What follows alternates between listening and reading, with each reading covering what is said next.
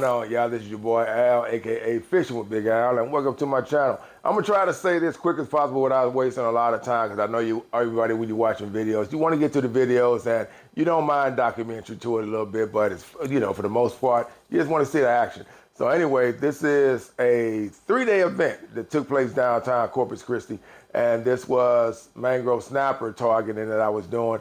I had 3 setups. First day wasn't good. Second day was better. Third day was the best.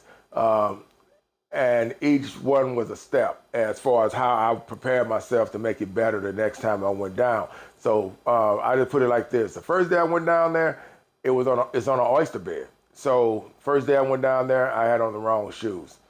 They were waders. And these were the ones that go to your ankle boot waders. And everybody knows at the bottom of those, they're just rubber. But it's a thick rubber. And so they were comfortable, but at the same time, it was uncomfortable compared to wearing tennis shoes, which is what I did on the second 2 days. And that made the journey a lot better. The only thing was I didn't take my cart with me on the second day as well, which I should have, but I didn't think about it because there are a lot of steps. So I said, well, I can't even take the cart down the steps. Well, it's aluminum, so you can take it down the steps. You just have to carry it and then load up and then walk it out on that barrier, and then you should be okay. So that is what I did on the third day. So the second day I didn't have it. So the second day I had on tennis shoes, make it better. I was still using shrimp, but I mixed it up with some MAHARA that I had caught too as well. And that's because I hadn't planned on going down there. I was actually planning on trying to fish up here at the Packery, but the seaweed was still too bad. So I had the MAHARA. I said, let me stop and get some shrimp. And I said, I'm going downtown because the water's clear. And I do know they got the mangrove down there. I wasn't impressed with the size because I was already, the first day I did hit them, I hit undersized and I threw them back. Second day I went down there and fishing it the way I was told to fish it. I was just fishing around the barrier itself. I never cast out because I didn't know if they were out there or not. So I didn't investigate that and find out I was using one rod, short leader, with a ½ ounce on it, and that's all I was using. I was just dropping it down like we was on top, like when you go out on a boat and then you get on top of a reef and then you're fishing on top of that reef. So that's what I was doing, and that's how I fished it. But I never could get any big ones with the shrimp. When I used the MAHARA, I finally got keeper size that I felt would keeper size, so I kept them. Only reason I kept them because I was told that size down there is mainly what you find. So I had a choice to make, fishing on the barrier. So I said, I might as well go ahead and keep these then, because mangrove snapper, Packery Channel, other areas was really bad right now. The surf, everything is bad with the seaweed. So I just said, I'll keep what I got. And I wanted some mangrove snapper, so I kept them on the second day. Third day, after I thought about it, I said, you know what? I think if I go down there with just MAHARA only, get up early enough, take my net, cast them, get down there before daybreak, I may have a better day of it. So, inquisitive, I got my cart this time, loaded it up, took my cooler, filled it up with ice because I had already noticed that water comes over that barrier and it comes pretty good. It hits you anywhere. I'm 6 foot, so that water can hit you anywhere in your ankle, right? So I said, okay, let me weigh it down, and that way I don't have to worry about, in case I'm not around it too close and then something happened where it turns it over or something like that. So I filled my cooler up with ice, weighed it down, had a bucket with me and stuff like that also had weight in it so I could keep it from getting pushed by that wave. And it worked better. It worked well. So I was able to control that. But the third day I went down there, I just took MAHARA. And when I took the MAHARA down there, I was fishing around it, and again, it was just small fish that were kept messing with it. So we call it bait stealers. It may have been small mangrove undersized. It may have also been pinfish, which I know it was, piggy perch. I don't know if piggy perch ever mess around with MAHARA, but I know pinfish will because I was catching them. So that was that case. And so then I said, okay, let me get away from this barrier and I'm just gonna cast out. So I cast out, I got hung up. So I said, oh, okay, this may be something right here. Whatever I'm getting hung up on, it looked like it's something down there that didn't look like it was a cable or anything like that. It looked like a structure. So I said, if this is a structure, it must hold some mangrove snapper, big fish, whatever may be around this thing. So I said, let me measure it, see how far I can cast without hitting it. So I was casting in front of it, and lo and behold, the action started. I hit a big mangrove or whatever it was. That first one I hit, he got off. I snatched it, and it just immediately, boom, took off. Came in, and he hit the barrier, and he cut the line. And so I wasn't even ready for that. I didn't think that was going to happen. I thought it was going to be more of once I snatch, and like anything else, the fish is going to try to run. And so I got my drag loose for that. That wasn't the case. He took off and phew, shot straight in at me. So I was like, what? And so that's how he got off, cut the line. The second time, cast back out again. And I hit a nice one, probably right at 12, but fat boy. He was a 12-inch, between a 12 and 13-inch, big grouper. I mean, not grouper, but a mangrove snapper. So I hit him, and then there was a guy that came down. I didn't want to film him because I didn't know him personally. So if I don't know you, I don't do it unless I ask for permission. But I didn't really get into it like that. It was just mainly, you know, I witnessed what he was doing, and he brought some mud minnows down, and he fished right on the front of it, right in the front, barely casting out, and he hit 2 back to back, which would have been the same the case with me. I would have hit 2 back to back when one got off, and I was able to get 1. I got 6 in all on the third day, and it was better that day. The second day I got mangrove, plus I got 2 nice size sand trout, and these were close to the wall. I actually hit them in the beginning. When you come down the steps, I cast right into the corner of the wall, and it was a nice size sand trout. So I was able to get that as well. So this is a nice fishing spot. The only thing I would say is you got to be prepared if you're going to do it. You better make sure you got the right shoes on because it's an oyster bed. And it's got holes in it as well. Not holes where your foot can get trapped. It's just got them type of holes that, say like if you're not directly stepping on the oyster beds and you find a clear spot, you may not see it because if it's dark, your foot steps down into it and you could turn your ankle or something like that. So you gotta really be prepared. I would say I recommend getting some kind of boots that's really set up for this type of walking. Might have to, you know, if it's a spot you think you wanna fish. Me, myself, I don't know if I'll ever do it again. I just know I did it because the water is so bad at the Packery right now that it's murky. See, it's got some kind of grass. I don't even know if it's called seaweed or whatever you want to call it, but it's a white, yellowish color.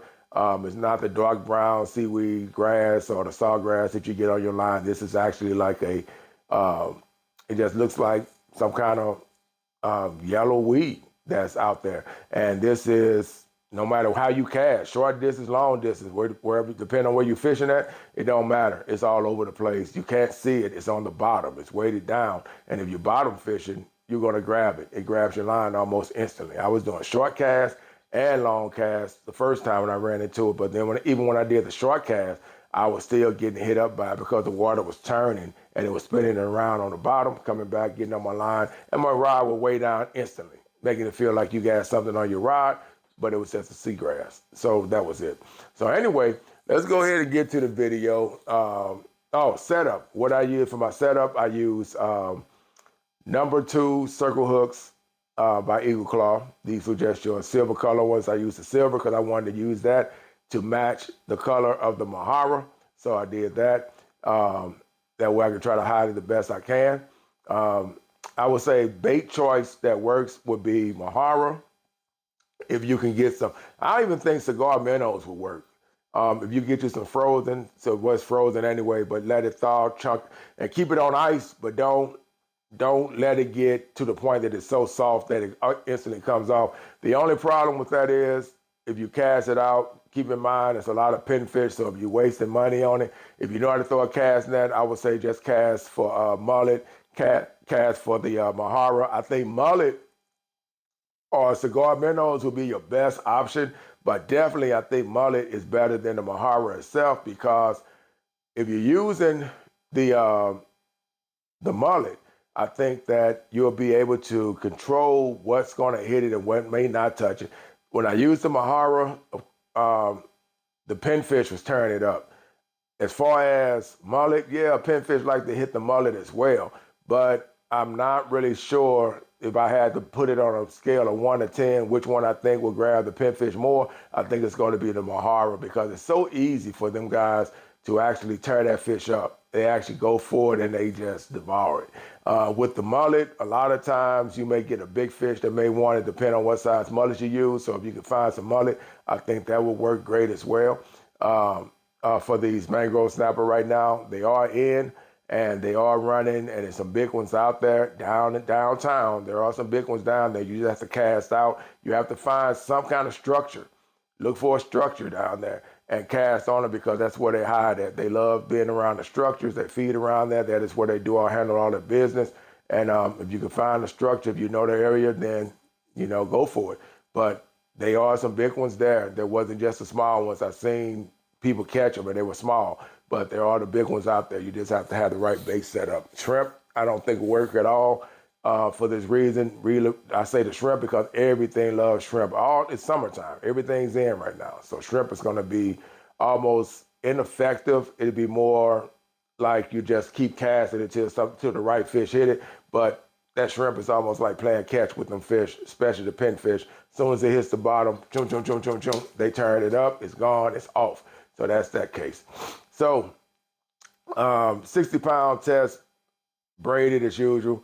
I had used a short leader. I actually made my own, I always use mono anyway when I'm doing my leaders if I'm going to do a Carolina rig. So I used 30-pound test mono, and I probably had it no more than 6 or 7, I would say about 8 inches worth of line is what I would do. And I had to because the fish was so fast. The water's not that deep. So it's deep enough that I know it's going to be above my feet, above my head, but it's not deep enough in respect that when it hits the bottom, that if you got a long leader on there or anything like that, like anything between 12 to 24, you make that type of leader, unless it's nothing but big fish in that area, you won't even know that your line is being touched if the leader's too long, because the small ones are just eating it up as soon as it hits the water. They don't pull the rod or anything. They just do. And then if you sit there and you tug on a little bit, your bait is gone. So that is giving you that experience of what they are doing down there. So yeah, short leader concept, anything between 6, 7, maybe 8 inches is good. And if something nice hits it, you're going to catch them because if it is a nice size mangrove, they're going to hit it hard enough that they're going to take your line and they're going to bend your rod over. But if it's the small ones, you'll know it because it's just going to ting, ting, ting, ting, ting, ting over and over again. And you just have to just deal with it. So that was the problem. So be prepared for that. If you go downtown, if you're looking for mangrove, that's where they're at. Water's clear. Look out for the dolphins. The dolphins are in the area as well. When they start coming around, then you might as well just say chalk it up because they stand. That's what ran me off yesterday. When they came around, it had to be about 4 or 5 of them. And they just stayed in that area. It looked like they was just, hey, what's going on, Al? I see you down here handling your business. We're going to be here for a little while, so if you don't mind, you may want to leave, go get something to eat and come back. That's the way I looked at it. But I told myself, no, I'm out of here, man. Y'all got it. By that time I had my fish, I was actually wanting to set up for casting for trout. And I had my rig set up to do that. And once they showed up, I said, oh, might as well just scrap this up too. So I can't even cast for the trout now. So we're done. So I left. But it was a good journey. It was 3 days, and each day was better than the next. So anyway, without further ado, y'all know what I do. It's fish on, baby. Let's get to the video. This is your boy, Al. I'm out. Y'all be safe out there. Tight lines. Enjoy yourself. Peace. All right, y'all, so we're back downtown again for another day or day around to see if we can get any mangrove snapper from here. Today I'm prepared, man. I got the right shoes on, this oyster bed. You cannot come down here with nothing thin on your feet. This oyster bed is no joke, so you definitely need some tennis shoes or some boots. Tennis shoes, I wear my Skechers because these are doable. They can deal with this. So hopefully, man, get into some fish though.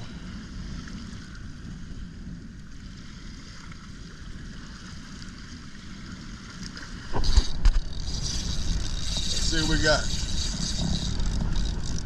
Oh, he got off. Ooh, I had him. He got off though. I had one. I don't know if it's a mangrove or not, but something had it, and I'm bringing him up. He had a hook all the way in his mouth. But I'm using these J hooks because these circle hooks I used the other day, whatever was hidden down here, I could not get them to grab that hook and get hooked on. So Gonna see.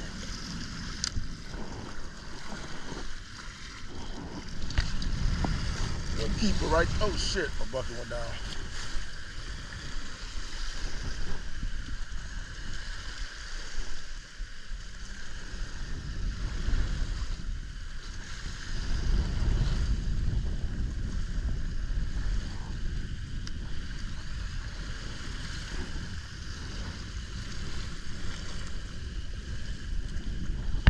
A little too small. See if I can get a bigger one. Oh no, well we might not be able to get them. Might have to treat these like crappie. What you think? All right, so shorten up the tail on the leader because the water isn't that deep. So I'm trying to make sure that I get a good chance to get them because they're hitting it when I had the leader a little too long, and I think that's why I was missing them. But I did get one so far, so hopefully this works to change the game.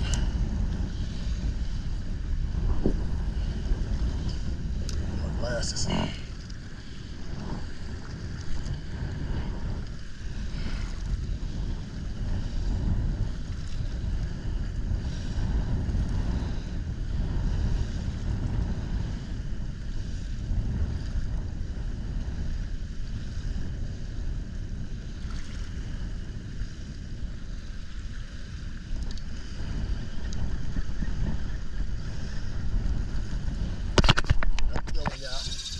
Right here in the hole.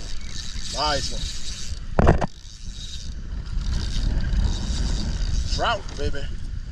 Trout, trout, trout. Oh no, not a trout, that's sand trout. Good deal, good deal. We'll take that, baby. Yes, sir. We'll take them sandies. Take them sandies. Nice one. Nice little sand trout. There you go. That's about a good 16, 17 inch right there. That's nice size.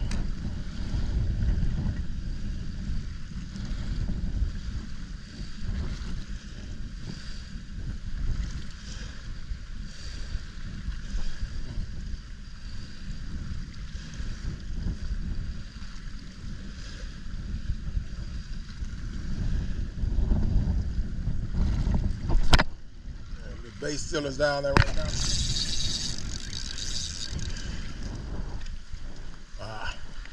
Piggy perch. Piggy perch. These are the base stillers down there. Come on, get out of here.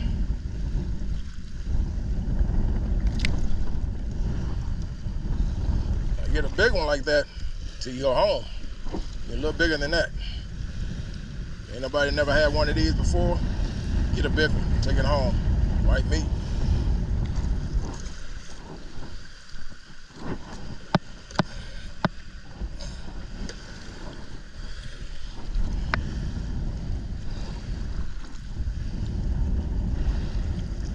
It's funny that you have to buy a lot of bait whenever you buy bait, man. You always got to be prepared just for these little small ones that could be in the way. Always. See if I can get a big boy down there to see it.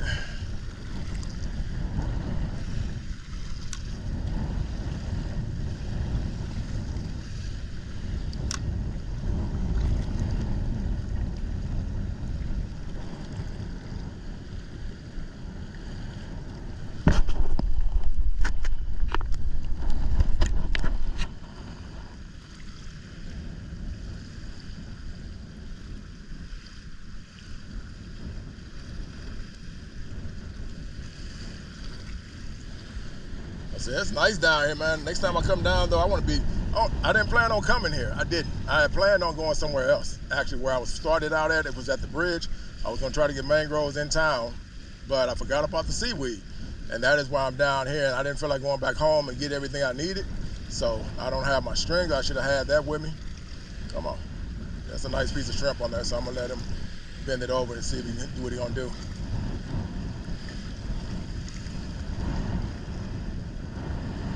Yeah, got me. Sometimes this big piece of shrimp may be too big. I don't feel anything now. Yep. Might have to start cutting them down a little bit, reach for some small ones in there. So right now I'm liking this place. I'm liking it for what it has to offer because I'm trying to find mangrove and I had to come down here to get them because up our way it's really not all that easy to find them right now because of the way the water is so murky and condensed. Plus you got the seaweed problems going on, so all that stuff is playing a part. But down here, you know, it's not really happening like that. It's fast action too. I'm using shrimp and I'm getting action, but I'm getting some bait stealers mixed up with a little bit of mangrove, probably mixed up with something else.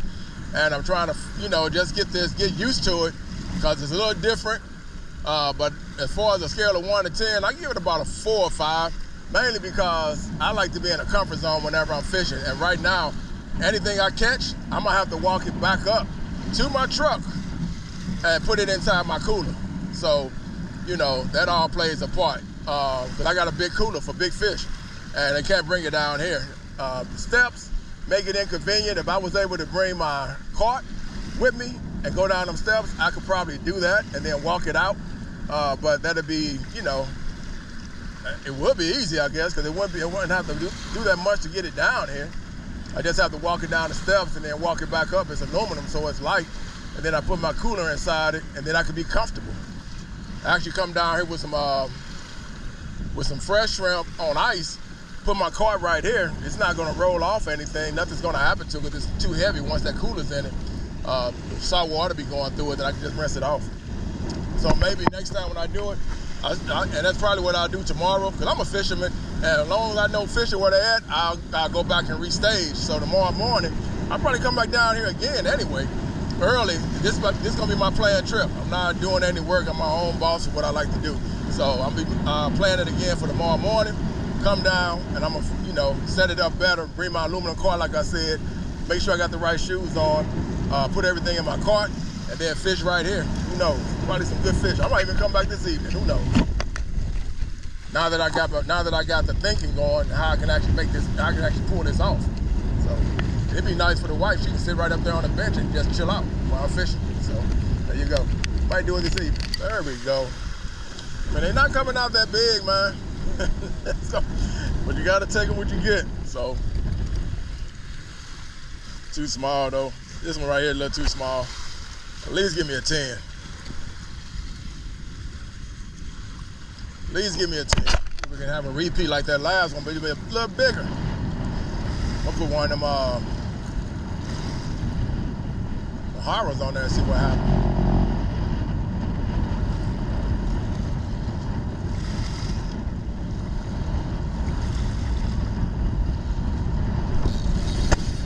This one might be a good one. This one better. That one better. Yeah. That's a better one. Oh, man. Oh, come on, man. Are we serious here? Have my heart racing. I'm thinking I'm good. Thought I'm going to get that 12-inch plus. Hoping for a better one.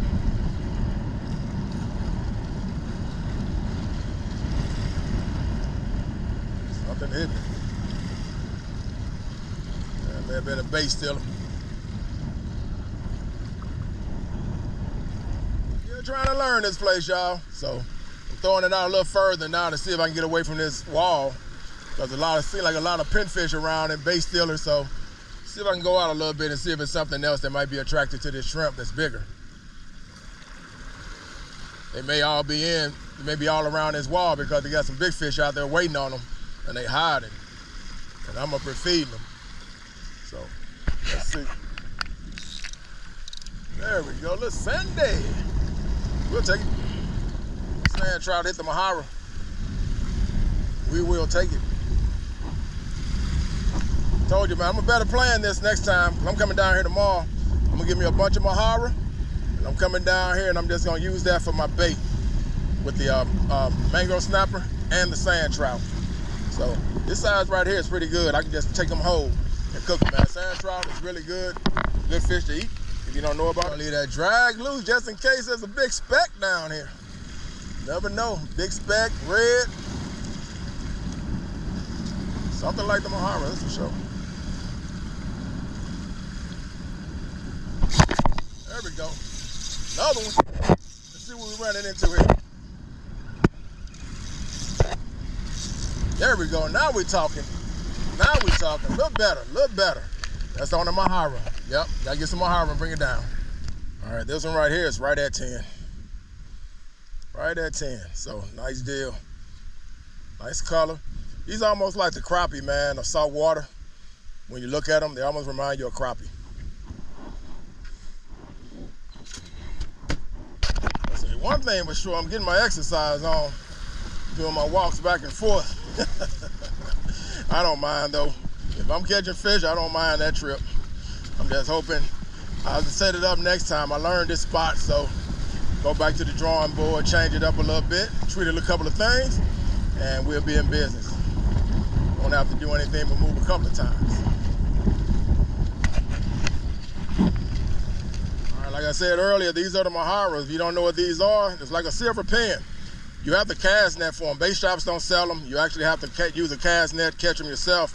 And you can catch them anywhere in flats, around anywhere you see grassy areas, things like that. Just throw it along the edge. They usually hide out along the edge of the grassy nose. Anything in the Packery Channel back there, you can go over to the park, wherever you think it's good for you to throw your net, where you feel comfortable at, and you can get them. And mangrove snapper, reds, they all love this. And also you can see that sand trout. Let me see how fast they hit this one.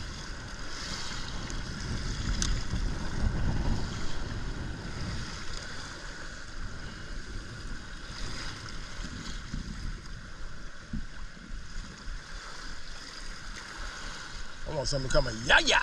Just come and grab that bad boy, bend her down.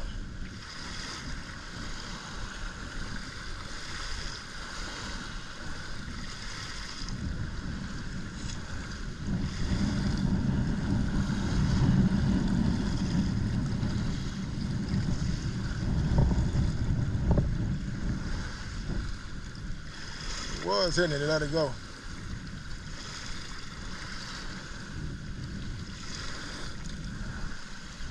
That was a good one right there.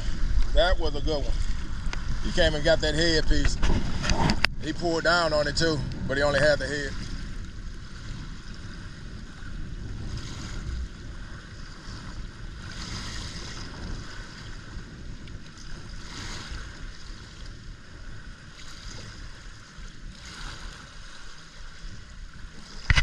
Got it. Little one came back and finished it off. I caught a baby menhaden as well this morning, so I'm gonna try this. It might be a big sand trout, or it might even be a speck. Speck love menhaden, so let's see. See how fast some react to this when it hits the bottom. Yeah, I'm definitely gotta change my bait choice when I come back down here. No shrimp. Shrimp grab a lot of these small bait stealers. When I moved over to that MAHARA, that's when the action got a little better. Still has some bait stealers on there, but at least I know when I'm using that type of bait, it actually keeps the pinfish and things like that away. They usually don't mess with it.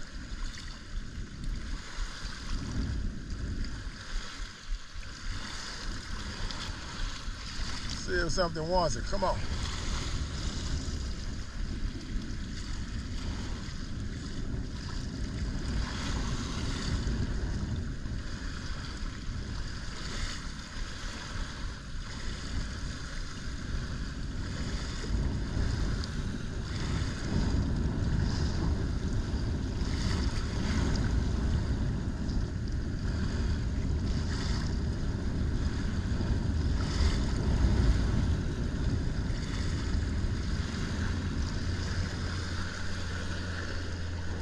There, but ain't nothing touching it, so it may take a little minute. I'll be patient for the right fish to hit it.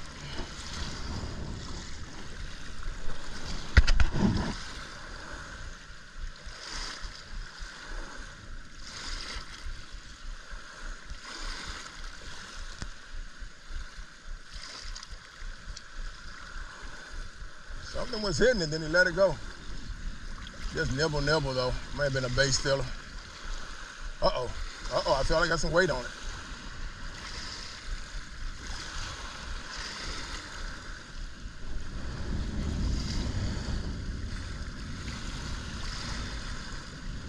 Come on. He's still hitting it, whatever it is. Oh, that was it. I may have missed him. If I would have went forward, I think I would have missed him. That's the thing about circle hooks. Sometimes, man, they can work where you just let the hook do the work for you.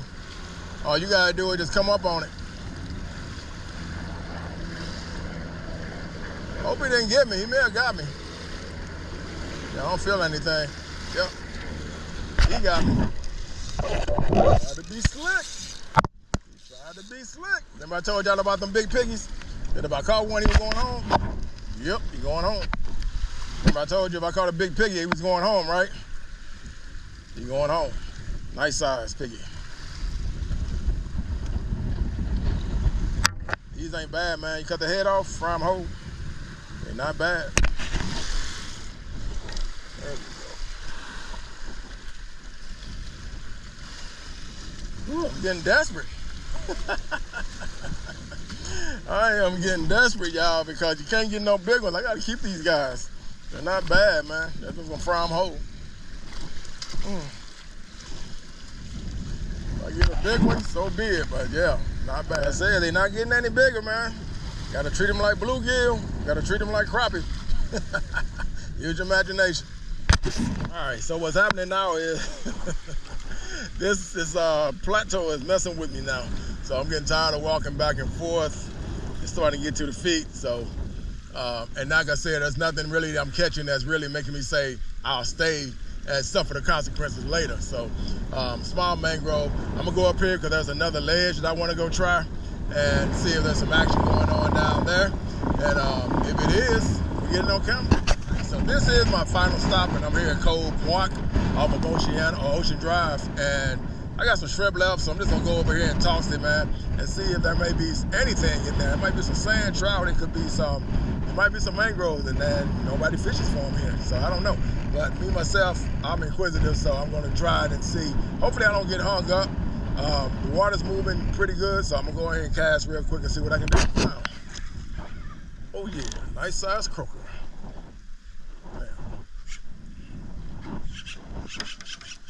Nice size croaker. Believe me, y'all, these are the times where you like, okay, I guess we have to take what we get. All right, so this is down at Cove Park, and this is me coming down this way because up by our area, it is just so bad. That water just so brown stained and got that, whatever this grass that's going through it, you can barely cast out in front of you, and you can't, and this stuff gets on your line. So it's real bad fishing anywhere by the surfs, anywhere by the jetties, the flats, things like that, back up that way. Water's just so murky. So I just decided to come down here and give it a go and see what's going on. I already went to one spot, and that was down off of Ocean Drive, pulled in by the courthouse, by the old courthouse, and walked down them steps, jumped onto that oyster bed, and I got me some mangroves out of there. So now I'm trying this area right here. Might be some croaker. For me, I still got my old school ways of my fishing sometimes. Back in the days, we used to go fishing. We used to keep fish like this size, because this is what we ate. And I'm a fish eater anyway. So me eating fish like this size, isn't anything new to me. I grew up eating it like that. But I got spoiled. Once I started getting into reds, black drum, flounder, big fish like that. And when I was catching small fish like croaker, things like that, I would throw them back because I knew I would catch other big fish. But on days like this, when there's really no action, and like I said, back home, back up my way, the waters really is what it is. It's just got that look to it. So I'm down here because at least I am catching some, and this fish is edible. Everything I'm catching is edible size. You just have to use your imagination and go back in time. And once upon a time, this fish, or these size fish, used to go home with me and my dad and our family. And that's what we went home and ate. So this isn't anything new to me. All right, so final stop is over at the Causeway, man. Over at the HEB turnaround. I got some shrimp left, so I'm gonna toss it just to see if anything is in it. And if it is, great. If it's not, then I'm going home with what I got. That's it. Done. Okay, so what's going on, y'all? I'm back. That was the first day. That was it was the first day of me actually fishing with tennis shoes on, but I did not prepare myself. So as I was sitting down there, the wheels were turning, And I said, you know what? I think when I come back down, what I'm going to do is bring my cart. It's aluminum, so I don't have to worry about the water too bad. I'll make sure that I'm going to rinse it off. But that is what the first day was, and it was not bad for what I was using. I had live shrimp. Shout out to Airhead. That is where I picked it up from. If anybody's ever looking for shrimp and you call in anywhere like other areas and they don't have it, always you can count on them guys to have it because their boats are there. So they do all their shrimp action right in that area. So they always have shrimp.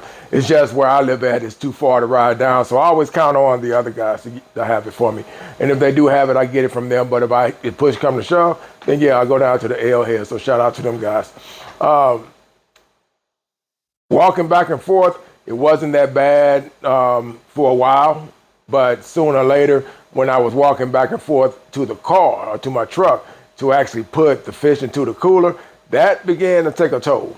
That really did. So I was feeling it. Plus, I kept catching the small ones. You know, those are usually, a lot of times, those are my throwbacks because usually I hit the mangrove snapper. I do it every year when I'm really concentrating on it since '07 down this way. And basically, they always are 12 and above. I'm talking about 16 to 18s as far as inches go with the mangrove and some of the places I know to get them. So that was a spot that I was told about, and it wasn't there exactly. I had actually spotted it, and then I just got curious, and I said, let me go down here and try this spot out. So that's what I did, and that's how I got into it. But other than that, I enjoyed it. You know, I'm thinking there's a lot that can be done fishing otherwise, because I think there are some monsters down there. You just have to set up and use the right bait to get it. I would love to take some menhaden down there for the trout. I think there's some big trout in there as well. That water just looks too good to not have that type of fish in there. And I think menhaden would attract it. I think mullet would actually work really good as far as getting a hold of some big monsters down there. Setting up shop. It's just, I never really see a lot of people fishing, and if they are, I don't ever know if they're doing it the way that I would do it or the way that, you know, some of the fellas up this way would do it. But I'm going to try it. I'm going to test it. So it's definitely on my radar to go back down there again and probably not fish that platform, but look somewhere else and go down there, like I said, with the menhaden, with some mullet, and then try some of those other areas without really having to step onto that oyster bed, because like I said, it's not unbearable, but it does get to a point where, you know, you're saying, hey, it's got to be some other way to get a hold of these fish without having to step on this stuff. So it is what it is. But anyway, I hope you enjoyed this video. That was part one.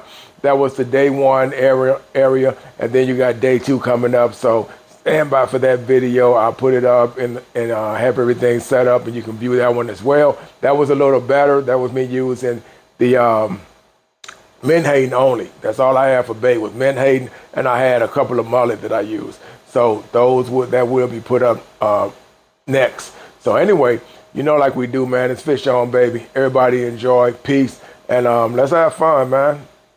I'm out.